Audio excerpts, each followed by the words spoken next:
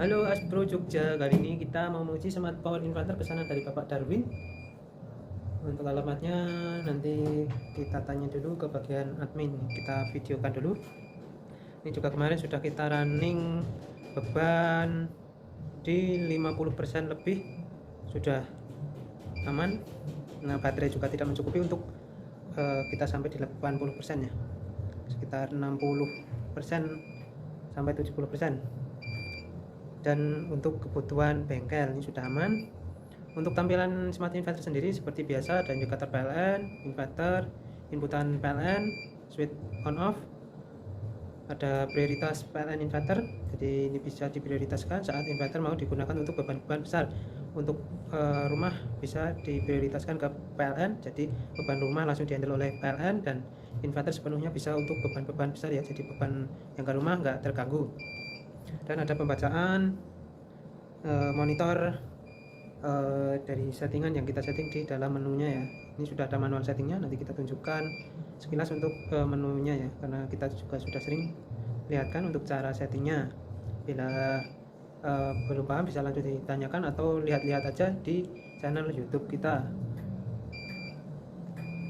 Untuk output juga kita pakai osiloskop, yang atas inputan PLN agak sedikit acak karena voltase PLN kita sendiri hanya 184, yang bawah ini output dari mesin ini yang bekerja inverter, jadi mulus ya. Kita juga pakai bolam untuk melihat ke ditnya. Kita mau lihat untuk bagian dalamnya seperti apa. Oke, seperti ini, seperti biasa. Bagian paling atas blok ATS terdiri dari MCB baterai, ini double ya karena kapasitasnya 10.000 watt, jadi kita pakai DC double, jadi narik dua kabel juga ya dari baterai karena arusnya besar ya. Ada kontaktor untuk overswitch, ada MCB inverter, PLN, serta charging. Jadi di belakang ATS ini ada trafo charging, serta untuk tabnya di sebelah pojok untuk menyesuaikan arus atau memaksimalkan charging ya. Di kapasitas chargingnya ini 1 kW.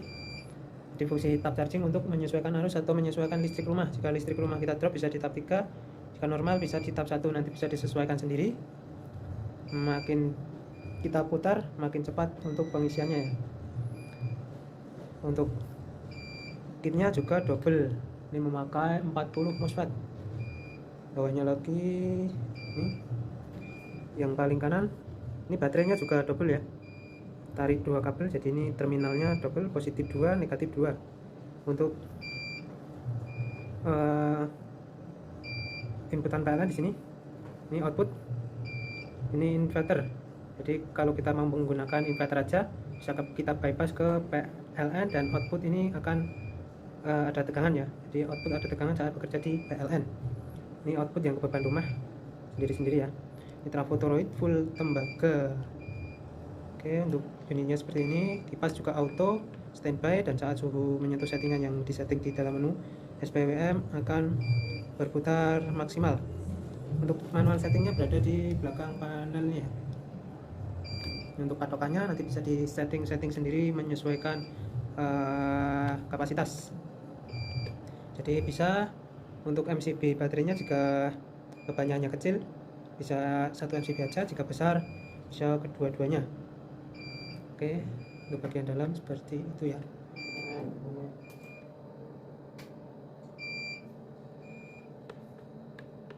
Oke, untuk menunya kita lihatkan sekilas dulu. Oke, saat kita tekan menu otomatis berpindah ke PLN karena inverter off. Oke, inverter on berarti ada menu, lalu inverter off, ini inverter on kembali. Ini EOD sebagai backup, over DC, kalibrasi baterai yang kita pakai bisa dikalibrasi lewat multitester untuk melihat voltase baterai. AC volt standar on inverter, auto on 10 detik. Idle fan, nggak ada kipas untuk kit standby, jadi nggak usah setting karena standby nya sudah auto ya. Buzzer yang berbunyi, prioritas hybrid, bisa di inverter maupun UPS. Standby on, charging on di 49 volt, off di 52, temperaturnya 75, sistem charging on. Ini relay kipas maksimal di 52, ini juga bisa disetting. Kalibrasi output, kembali ke menu awal. Oke, berpindah ke inverter. Untuk bypassnya ini juga sudah melewati sistem sinkron ya, jadi nggak ada kedip, nggak ada persimpangan fase. Kita coba. Oke, aman ya, aman, nggak ada kedip di bolam. Untuk gelombangnya juga tetap stabil. Kita akan coba untuk load beban sampai menyentuh batasan bawah, dia akan berpindah ke PLN, dan saat baterai kembali naik menyentuh settingan, dia berpindah lagi ke inverter. Yuk.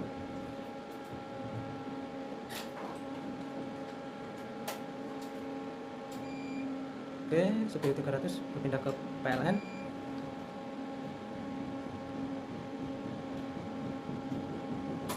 Aman, mulus, nggak ada kedip, nggak ada persimpangan fase. Coba lagi.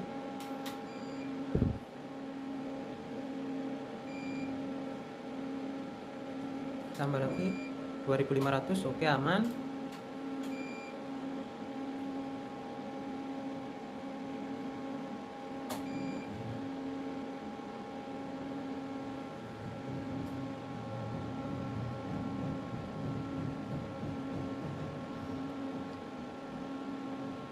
Selanjutnya kita mau uji tes load beban untuk melihat kemampuan inverter ini membuka sampai 10.000.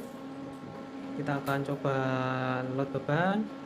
Yuk, langsung saja kita load beban.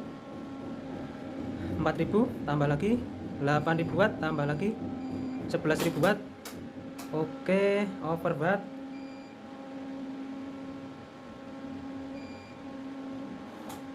Ini tadi PLN belum kita matikan ya, jadi terjadi overload yang menyebabkan PLN kita trip. Kita load lagi 4.000, 8.000, 11.000 watt. Oke, mantap.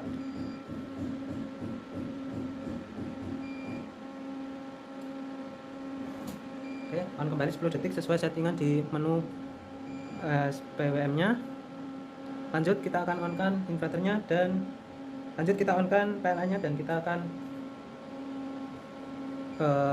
lihat chargingnya ya. Yuk, kita siapkan tang ampere. Oke, ini tang ampernya kita on kan. AC ya, kita kaitkan ke PLN nya. Oke, 0 karena di sini masih 0. Kita coba on kan. Kita tabnya on kan MCB untuk melewati sistem soft start. Di sini 100 watt di tab 1, listrik 200 volt ya. Tab 2 3 ampere 600 watt. Tab 2 ke tab 3